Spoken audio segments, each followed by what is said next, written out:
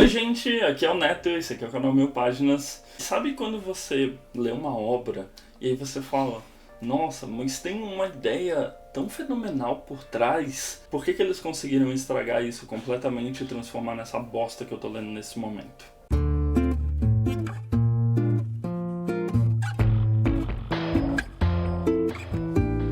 Antes de eu começar a falar das bombas que eu li recentemente, não se esquece de curtir o vídeo, comentar se você já leu e se inscrever aqui no canal porque ajuda bastante na relevância e a gente aparecer para mais pessoas aqui no YouTube. E eu li dois mangás que estão em publicação no Brasil e, por incrível que pareça, num primeiro momento eles me pareceram genuinamente interessantes, assim, uma história até cativante, dá pra dizer assim, mas no desenvolvimento já do primeiro volume, eu achei tão perdido e com tantos problemas no meio da obra que eu perdi completamente o interesse, eu praticamente tive que me forçar a terminar. E os mangás foram o Sem Saída e Game, Jogo Proibido. São gêneros completamente diferentes, então um é um seinen e o outro é um josei. Vou começar falando do Sem Saída porque ele é muito mais problemático e ruim do que o Game em si, mas no Sem Saída a gente tem uma trama até que interessante de que uma adolescente colegial, ela é teletransportada para um mundo onde só há prédios.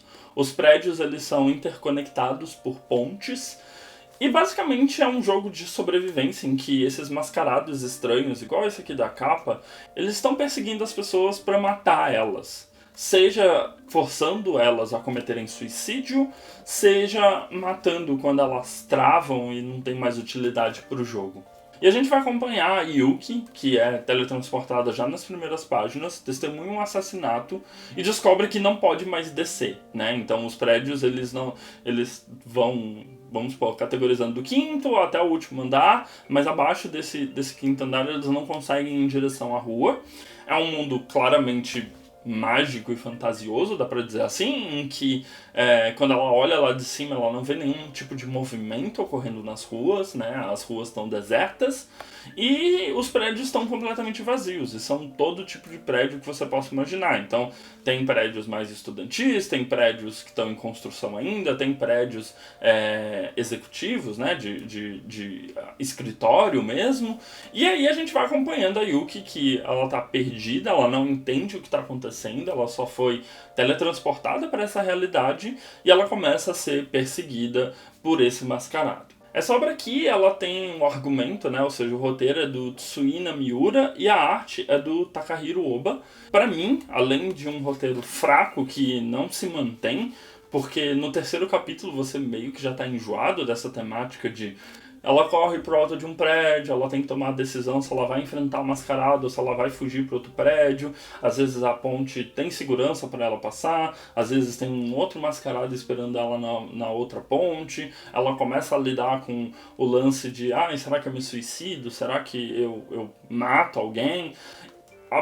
Isso cansa rapidamente, né? E é um mangá de 21 volumes, então eu não faço ideia de para onde isso vai. Mas a arte é extremamente problemática porque a Yuki ela é extremamente sexualizada e não é sexualizada do tipo, ela tem peito, bunda. Não, ela é sexualizada porque os ângulos da câmera são muito para favorecer mostrar de cima para baixo, mostrar por baixo da saia de colegial dela, ou mostrar ela de uma maneira voluptuosa, que é algo que é completamente irrelevante para essa situação em que ela tá tentando lutar pela própria vida. Aí num momento do roteiro ela encontra outras pessoas que também foram transportadas para esse mundo, inclusive 2 policiais.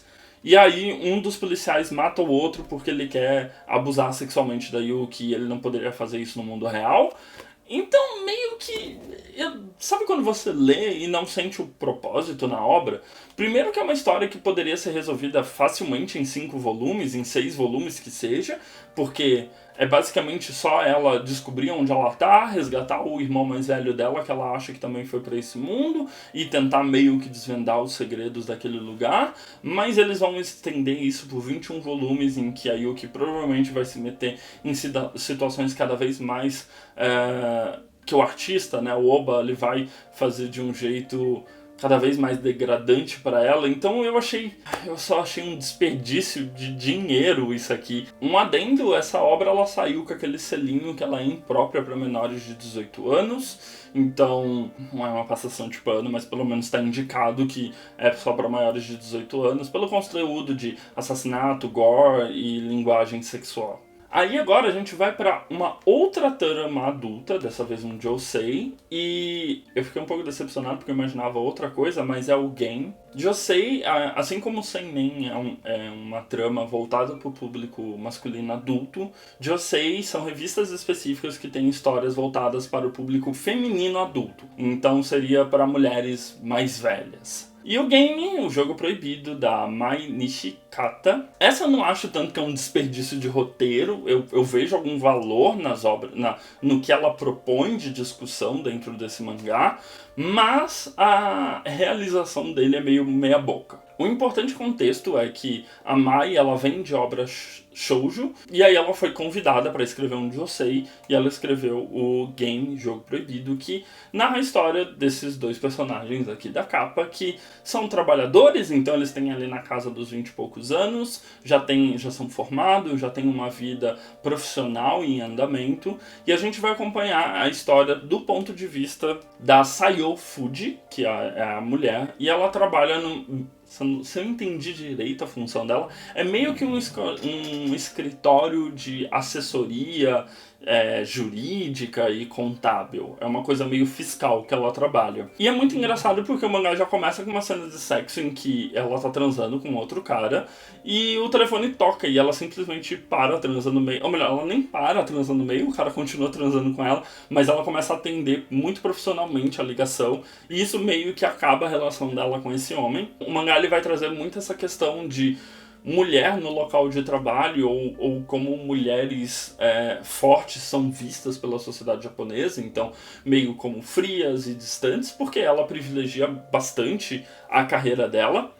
Então ela tem essa situação de que meio que ela é uma mulher independente, que tem relacionamentos frustrados por conta, né, dessa dedicação, mas a gente tem essa questão de que ela meio que busca ter um envolvimento amoroso, ela, assim como qualquer pessoa, ela quer se relacionar de uma maneira saudável. E aí começa um problema desse mangá, que é o parceiro dela, que é o Ryoichi Kiriyama, e o Kiriyama é um insuportável que acabou de entrar na agência. Ela acaba sendo meio que tutora dele por um período e ele já começa a investir sexualmente nela em contextos de trabalho. A parte problemática está muito no modo como ele investe pra cima dela ou no modo como ele tenta seduzi-la. Ele é direto e meio que força uma situação, meio que projeta o corpo em cima dela. Mas ela acaba entrando na brincadeira, meio do tipo, cara, eu não vou me apaixonar por você, mas se você quiser que a gente seja só amigos de sexo, pra mim tá tudo bem. O Kiriyama aceita essa brincadeira, meio no sentido de que ele quer fazer um jogo com ela, que o primeiro quis se apaixonar e pedir pra namorar ou ter uma relação de verdade, acaba perdendo esse jogo dos dois. Então ele vai numa direção muito interessante de que, depois desse primeiro desenvolvimento inicial, que é mais ou menos metade desse volume, os outros capítulos sequenciais são meio que essa disputa dos dois, em que eles transam, e aí tem alguma situação naquele episódio que eles precisam tratar, então seja ciúme, seja o sentimento de posse, seja se a pessoa está livre para se envolver amorosamente com o outro ou não. Então é quase como se cada episódio fosse uma disputa. Lembra uma versão pornô e mais séria do Kaguya-sama, em que são duas pessoas que não estão se envolvendo, mas não querem dar o braço a torcer, porque isso seria perder uma disputa. Só que aí começa a me irritar um pouco como o Kiriyama é um personagem insuportável, enquanto a Fuji é muito gostável por essas questões. Ela escuta muito no escritório sobre como ela é frígida, sobre como ela nunca vai ter uma relação, sobre como os caras que trabalham com ela veem ela como homem porque ela trabalha demais. A autora, ela sabe muito bem construir essas situações de que, é uma mulher mais velha no mercado de trabalho que não é mais vista como mulher porque trabalha fortemente e de uma maneira séria, e aí ela perde a mão totalmente nessa parte do envolvimento amoroso com um cara claramente abusivo. Acho que nos próximos volumes provavelmente vai ter um desenvolvimento do Kiriyama pra mostrar que não é bem assim, que ele na verdade é uma pessoa boa, mas que aconteceu alguma coisa na vida dele que fez ele sofrer. Acredito que sim, mas eu espero que surjam outros pares amorosos pra Fuji para pro final ser diferente, não ser uma história dos dois juntos, mas sim uma história de como ela aprende a se envolver com as pessoas de um jeito saudável. Atualmente esse mangá tem 4 volumes já, né, publicados no Japão. E ele está em publicação desde 2015, então ele não tem uma serialização semanal, né? Então ele vai realmente bem lento. Se você estiver comprando, se prepara para esperar bastante por uma conclusão de game. Então é isso, esses 2 volumes eles estão sendo publicados pela Panini pelo preço de R$ 22,90, então é algo que você precisa ter em mente, ainda mais se você parar pra pensar que esse aqui tem 21 volumes. Eu acho que é isso, eu acho que provavelmente eu não vou ler o resto dos volumes, mas fica aí quem se interessar por uma história de assassinato envolvendo uma garota colegial fugindo de homens doidos, ou então de uma história de uma mulher que se envolve sexualmente com um cara abusivo, simplesmente porque ela não é mais vista como mulher no escritório onde trabalha. Os dois são completamente perdidos nesse roteiro. Por fim, mais ou menos importante, você pode encontrar esses mangás e muitos outros na loja do Capitão Onigiri, que eu vou deixar o link aqui na descrição do vídeo. E lembrando que se você se inscrever no canal, você ajuda bastante a gente, então a bolinha tá aqui do meu lado esquerdo. E se você quiser dar uma olhada em outros mangás ou livros que eu falei por aqui, tem os vídeos recomendados do meu lado direito para você dar uma olhada. A gente se vê no próximo vídeo, espero que com obras melhores, e até mais!